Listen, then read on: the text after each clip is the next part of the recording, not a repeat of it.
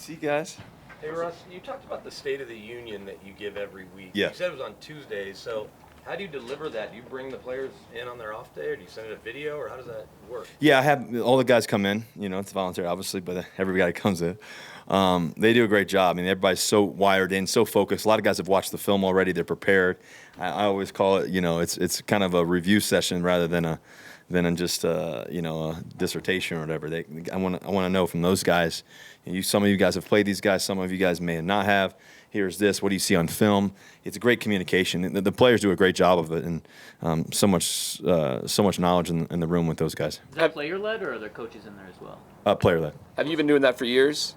Yeah, I've been doing it since my rookie year, and everything else. But it's been great. I think it's something that I wanted to make sure I did every Tuesday, just to spend time with guys and making sure we go over the film, make sure we go over the personnel, making sure that we know the fronts, make sure we know what the pressure looks are, who their pressure guys are, all that information, who the head coach is, where does he come from, what's his discipleship, where's the defensive coordinator from, all that information is really important. Is there actually a hard copy that you supply to your teammates? That may be confidential information. Is it it's offense only? Do you bring the offense? Yeah, it's just offense. Every once in a while, you'll see a defensive player peek their head in. It's like, hey, okay. So that's always fun. Is there a sense? Coach Hackett's talked about the newness of the system and how it might take some time, take some patience. How do you kind of approach that, knowing all the work you put in, but knowing it still might not happen right away? I've said this to you guys once before. I think each game has a history of its own. A lot of times we want to look at in the collective, moments and everything else. I go back to each game. We had the first game where we felt like we really could have, finished that game off in the right way. We had some penalties in that game. That game's really attributed to penalties and turnovers. That's football, Second game, we had one of our star guys go down. We had to kind of change some things up and adjust. We had a couple of touchdowns that we thought were in there and not, and so. And then not last night, it feels like last night, but Sunday night, I think I could have played better here and there. And then also, too, I think just from an overall standpoint, we're playing against one of the best. I mean, I've played the 49ers for years. Told the guys on the State on Tuesday, it's going to come down to the wire. It's going to come down to the fourth quarter. It's going to happen. These guys are really good. They're talented. And, to know that that's kind of how it panned out. But I told the guys early in the week, too, we're going to win the game. No matter what happens, we're going to win the game. We're going to pull through. And kept telling the guys that in the game. And so in terms of where I think we're headed and where we're going, we're so close. There's so many, like just the deep ball to Jerry. We almost had that one. Just so many different other moments throughout these games. And so the great part is that we have the work ethic, we have the focus, we have all that, and we're excited. We're excited because with our defense, how elite they're playing, how great they are, how amazing they've been. I can't wait to when we turn it around and how great it's going to be, because we could be really unstoppable, and we really believe that, and we're going to be. And it's just you take one day at a time, one moment at a time. You don't look at the whole end journey. You just look at the moment right now, the next play, the next moment, and you got to win that moment. And when that happens, and we're able to continue to do that, it gives us a better chance to be successful week in and week out. Coach Hackett said when it you got to play well in the division. So how important is it that you start off well against the Raiders? This team hasn't played well against them recently, and the fact that it's on the road. To go at a division game on the road. Well, I always say to win the Super Bowl, a lot of times it's on the road. Most of the time, to win in the whole thing, to be successful, you got to be able to win on the road. He's got to be able to win on the road in division, everything else. This is a really good football team.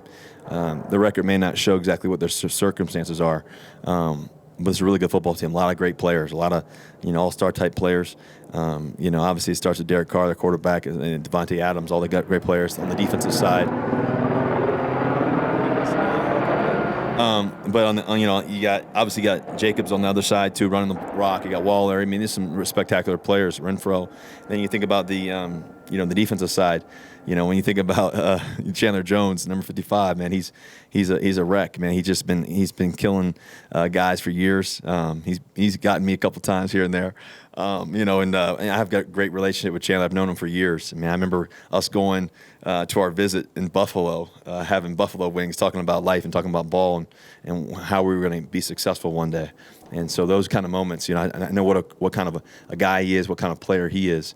You obviously think, you think about Abrams coming off the edge. You know what a player he is.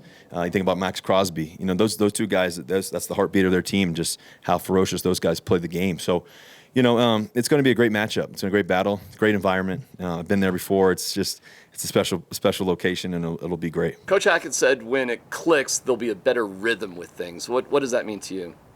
I think we just got to stay. You know, I think the biggest thing is staying on schedule. No penalties. That's a big thing. It gets you out of rhythm. You know, we had a lot of 3rd and longs the other day. You know, in those kind of situations, that gets you out of rhythm, especially against a team that, you know, knows how to get off the ball and rush the passer and all that stuff. So I think just staying on rhythm, you know, and finding ways on even 3rd and longs, still finding a way to try to find a way to get a first down conversion on 3rd down and long, just like we did at the end of the game. And not every game is going to be perfect. You know, not every game is going to be, you know, just right. But I do believe that we're on that pursuit.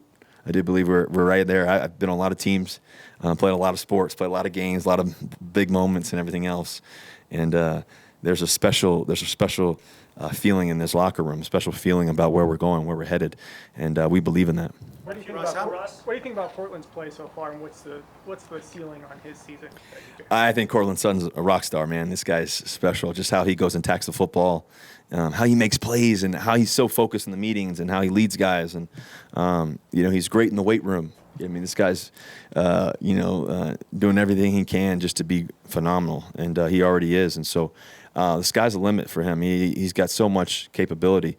I think people need to know who Cortland Sutton is, and they're starting to really recognize how special he really is. Guys, we're going to do final 2, Sean Keeler, then Arnie Staples. Ross, did you happen to see Eli's fun little dig at you a little bit and wonder how you respond to that? B, why do even kind of former peers pick on you a little bit for fun? Do they know you can take it? You talking about Chad Powers?